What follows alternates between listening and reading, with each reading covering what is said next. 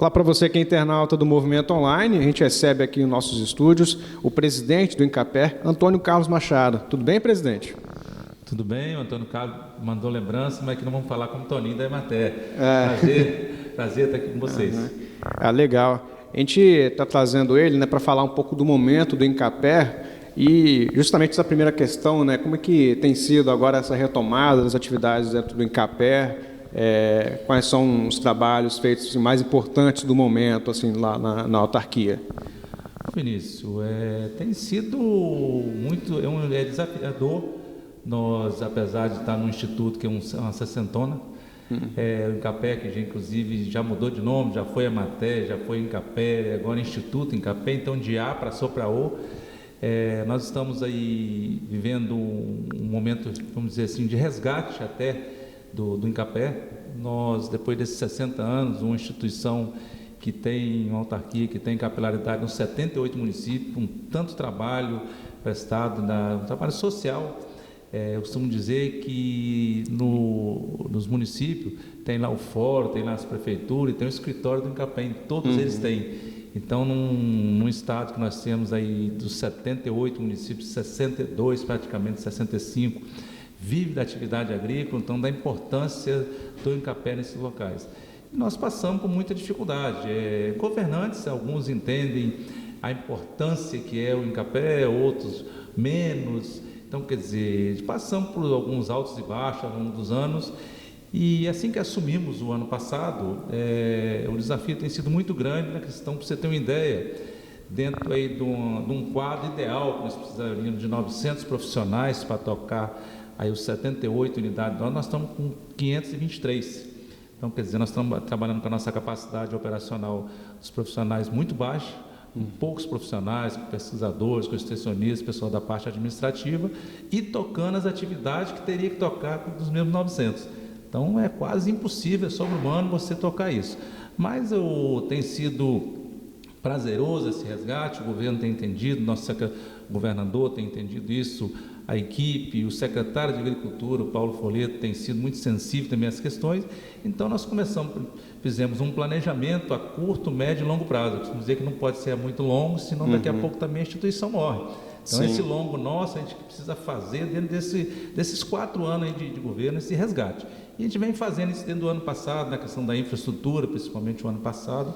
Foram muitos investimentos, para você ter uma ideia. Nos 4 anos anteriores foram feitos investimentos de R$120 mil na instituição. Só o ano passado o atual governo fez um investimento de R$3.200.000 na instituição, na autarquia. Então, aí, com o imobiliário, com a aquisição de veículos, com a parte de informática, que a nossa estava muito deteriorada, não quer dizer, isso já mexe com a estima dos profissionais. E agora nós precisamos, com essa retomada da infraestrutura, nós estamos revitalizando todas as unidades os nossos escritórios do interior, vamos também reformar a nossa sede também, que é uma sede própria, belíssima, aqui no centro. E agora a partir de agora, dentro das condições do Estado, no momento que for possível, nós precisamos aí aumentar o nosso time. Aí é pensar em concurso público, valorização dos profissionais, para que daqui para frente nós possamos continuar prestando esse bom serviço para a nossa sociedade capixaba. Toninho, acho que é até legal para a gente explicar para o nosso público o que é o INCAPER hoje, porque, de certa forma, hoje tem uma atuação abrangente, né? Sim. O que é o INCAPER hoje, para o público entender? Sim, o INCAPER é o Instituto Capixaba de Pesquisa e Extensão Rural. Nós trabalhamos aí com nossas fazendas experimentais, nós temos vários pesquisadores, renomados pesquisadores, nós temos pesquisador com reconhecimento internacional. Pra você ter uma ideia, nós somos o maior produtor de café conilon do mundo. Nossa qualidade, o terceiro maior de arábica, quer dizer, o segundo de arábica, o primeiro de conilon, e nós temos pesquisadores muito renomados nessa questão, principalmente a nossa cafeicultura hoje, ela é referência mundial. Mas tem várias outras atividades, nós temos aí 12 ou 14 fazendas experimentais, onde estão distribuídos, então, esses profissionais nós temos em Linhares, nós temos aqui em Soretama, nós temos em Venda Nova, nós temos aqui em Viana, só para citar alguns exemplos. Então, além de nós fazermos as pesquisas, nós temos nosso pessoal da extensão, que é aqueles que depois vão replicar isso que é pesquisado e levar ao produtor. As transferências de tecnologias, as inovações, e é aquele que adentra a porteira um profissional nosso, quando dentro de uma porteira, depois de 2 anos, a propriedade ela muda a realidade. Então, por isso que nós precisamos ter perna para chegar até o produtor, para dar essa orientação técnica, levar as tecnologias que são pesquisadas e aplicar na realidade nas propriedades. E tem muito a ver também então com a qualidade, né, do produtor rural, no caso, o que ele pode produzir, né? Como é que é também essa ajuda, né, em relação a tecnologias do Incapé? Como é que é esse auxílio que é prestado ao produtor rural? Eu, no interior, costumo dizer que o técnico é como se fosse um jesuíta antigamente. Você tem que chegar alguém, nosso técnico interior, às vezes ele é conselheiro, ele é orientador, ele é psicólogo, nós temos nossos economistas domésticos que funcionam até como enfermeiro no interior, chega, ensina até como fazer ali um material, de repente, para tratar de uma cultura, um pulgão com material alternativo, até um piolho com a criança, para você ter uma ideia, até isso. Mas a atividade principal, na verdade, é o desenvolvimento das tecnologias para a agricultura. E aí o nosso pessoal, ele chega, ele ajuda a fazer o planejamento da propriedade, ele ajuda no crédito rural a elaborar projetos técnicos para se você quiser contrair um financiamento agrícola, um crédito rural, ele orienta você a melhor muda, na melhor semente, na melhor maneira de plantar, a época de plantio. Então, quer dizer, nós, além de pesquisarmos e levar a melhor variedade, nós orientamos como plantar a melhor época, melhor espaçamento, tudo isso aí. Então, essa é a função do nosso extensionista chamado, que fica muito próximo do produtor, e aí é fácil você acompanhar um produtor que sai de 25, 30 sacas por hectare de café, por exemplo. Quando ele tem um acompanhamento técnico, é comum às vezes ele chegar em 80, 100 sacas por hectare. Então você vê a diferença entre um que tem um acompanhamento técnico ou não. Então, quer dizer, outra coisa é que a assistência técnica do Incapé, ela é gratuita ao produtor, ela não tem custo. Você tem as empresas privadas que elas vão lá, ela vende o produto agrícola, no caso, ela vende a semente, ela vende o defensivo, seja o fertilizante, mas ela cobra por assistência técnica. E a nossa, do poder público, ela é gratuita. Então, essa facilidade que o produtor tem, ela tem custo para o governo, mas ela tem ganho social através da produção, daquilo que agrega na produção desses produtores e mantém essas famílias lá no meio rural. Interessante. A gente viu recentemente, né, desenvolvimento de pesquisas voltadas, principalmente ultimamente, assim, que a gente vê de novidade, né? A gente pode falar do azeite, né? A gente pode falar, acho que, não sei se agora não me recordo se era malta, se era cevada, mas para a produção de cerveja, né? Enfim, são novidades aqui no Espírito Santo, né? Sim, nós temos a questão da oliveira, que nós estamos aqui concentrados aqui na região de Santa Teresa, o nosso colega Sangali, a equipe de Santa Teresa, que já vem há anos desenvolvendo essa questão da pesquisa, e agora existe até a possibilidade de montar uma indústria de transformação ali em Santa Teresa, naquela região. É lógico que a gente tem que tomar cuidado com isso, porque o Incapé, o know-how que nós temos, o conhecimento que nós temos, nos ensina que primeiro você tem que testar bem uma variedade, ter certeza da atividade, para você não levar o produtor depois a um caos. Então são estudos, para você ter uma ideia, a gente leva 10, 12, 16, 20 anos entre a experiência que você faz de uma variedade e lançá-la para o mercado. Às vezes leva 20 anos de experimento. Por causa da rusticidade, da produtividade, quando a gente sente que ela está preparada e maturada, é que a gente leva para o produtor. Então essa questão da oliveira, ela está sendo desenvolvida, está pronto já para ir para poder incentivar o produtor e tomar certos cuidados, porque num passado bem recente já tiveram aí cultura como, por exemplo, da mamona, do pião manso, que vieram como a salvação da lavoura e depois teve muita dificuldade, quebrou o produtor. Então, quer dizer, até nisso nossos técnicos são preparados para só incentivar quando tiver certeza da atividade que está desenvolvendo. Então, nós temos a questão da oliveira, nós temos realmente a questão da cevada, mas nós temos aí café, nós temos banana, nós temos olericultura, nós temos a floricultura crescendo muito na região do Caparaó, aqui no sul do estado. Profissionais nossos especializados em trabalhar com flores, é um mercado que está muito crescente e é uma alternativa para o produtor, que antigamente o produtor era ali café, milho e feijão. Hoje você pode ir para a questão da olericultura, você vai para a região serrana, você trabalha fruticultura, você trabalha floricultura, piscicultura, carcinocultura, então é um leque muito grande e nós temos profissionais de A a Z, apesar de poucos, mas com todas essas áreas trabalhamos. E aí vem ainda também associativismo, cooperativismo, crédito rural, quer dizer, é um leque muito grande que o Incapé está envolvido no dia a dia com o produtor. Uhum. E é o que é muito importante assim também na produção rural, que depende muito, né, principalmente a gente falando do solo, é a condição do clima, né? E com o passar do tempo, né, a gente viu num período maior de seca, agora também a gente vê essas ocorrências de chuvas muito fortes em um curto período de tempo, que causa alagamento, né? Como é que, assim, hoje o Incapé tem que trabalhar, de certa forma, para se atualizar quanto a essas mudanças climáticas, né? E também na atuação junto ao agricultor, né? Nessa abordagem para a produção, né? Como é que se dá esse momento, assim? Como é que o senhor avalia esse momento de transformações, de mudanças climáticas? É interessante você colocar na questão climática, que é um outro gargalo muito importante nosso, que nós temos a nossa estação, nossos meteorologistas, nós temos uma estação meteorológica dentro do Incapé, e temos algumas unidades no estado. Nós temos uma equipe de 4 ou 5 meteorologistas dentro do Incapé, funciona ali. Nós hoje, todos esses levantamentos que se faz, esses dados que se divulgam durante o dia, nas emissoras de canais de televisão, tal, são do Incapé. Todos eles falam lá, segundo meteorologista do Incapé. Nós prevemos essas chuvas, essa que aconteceu no sul do estado, ela estava prevista. É lógico que quando você fala assim, serão chuvas intensas, as pessoas lá não acreditam nunca verão com essa intensidade.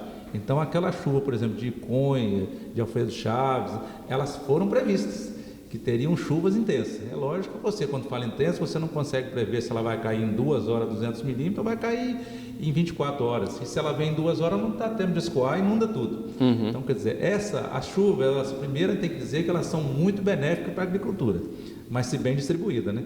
Se ela vem de uma só vez, leva barragem, leva ponte, ela causa prejuízo. E aí esses 21 municípios realmente que foram muito castigados pela chuva, causaram um prejuízo muito grande para o estado, e mais uma vez entra o Incapé.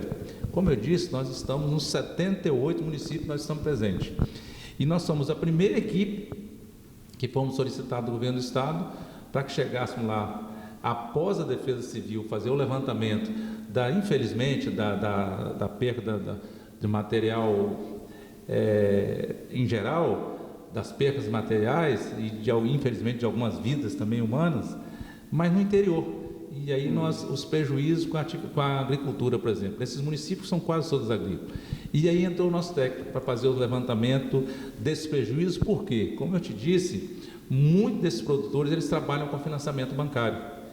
E aí a hora que o nosso técnico fizeram o levantamento, primeiro para detectar a quantidade de perda, para a gente ir até o governo federal e pedir, de repente, esses recursos para recuperação de ponte, de estrada, mas principalmente depende do nosso laudo, porque através do laudo do nosso técnico, esse produtor possa ir até o banco e aí ele pedir aí uma prorrogação da sua dívida, ou de repente o perdão geralmente é impossível, mas ele consegue prorrogar, postergar por 10, 12 anos para que ele possa plantar novamente uma atividade.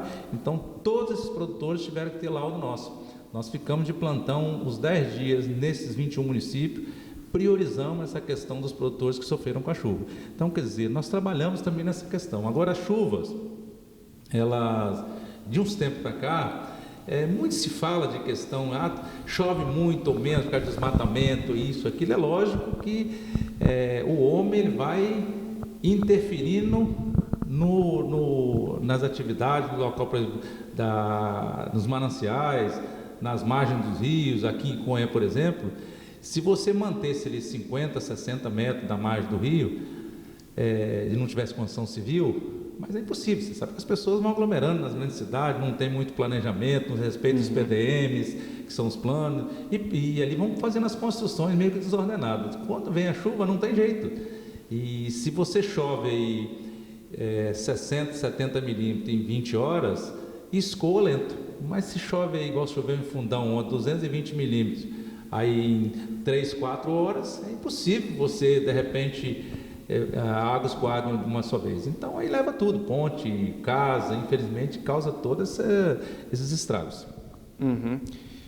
Até em relação, né, à questão da meteorologia, vocês têm medidores em todos os municípios aqui, ou enfim, é mais localizado em algumas regiões específicas? Sim, nós temos por micro-regiões. Nós temos nossos regionais, nós temos 11 regionais no estado em todo o estado. E aí, em alguns desses regionais, algumas micro-regiões, nós temos essas unidades nossas que, na verdade, passam esses dados aqui para a nossa central, e é aqui que é feito, então, são compilados e tal, e desse aqui que são distribuídos para a imprensa, para as pessoas, faz aí o nosso mapa meteorológico.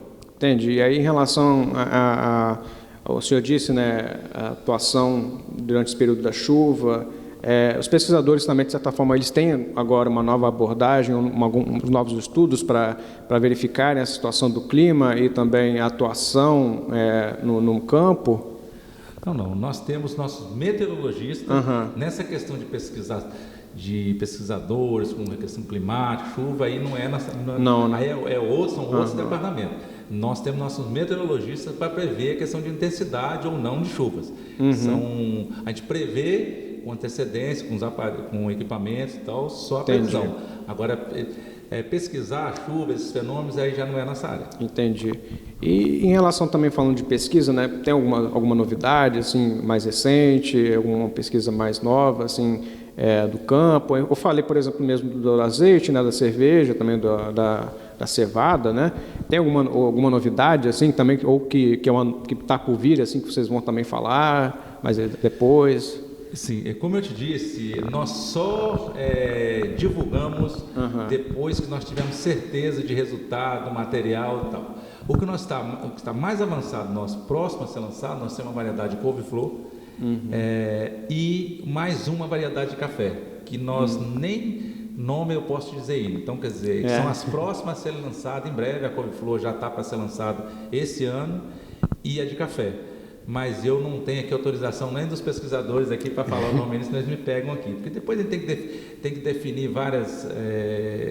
vários pontos ainda, porque esses nomes é uma coisa assim que surge de repente de um histórico, para você falar variedade tal, porque isso aqui, de cruzamentos tal, então não é um momento eu não posso aqui antecipar nada. Mas esse ano ainda a gente deve passar para a imprensa, aí, como nós passamos ano retrasado de café e milho, nós devemos passar esse ano ainda de couve-flor e café. Café ainda esse ano também? Esse ano.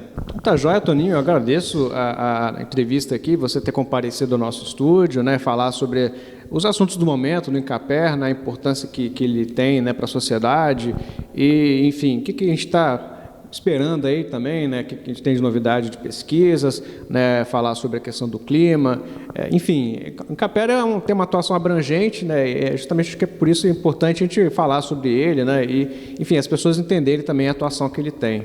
Sim, só agradecer vocês, só fazer aqui uma consideração, dizer o seguinte, que foi a época, eu, por exemplo, nasci no interior, vivi até os 8 anos de idade no interior, dizer para você, a gente ficava com vergonha de ir para a escola, falar assim, moro no interior, moro na roça, né, antigamente assim.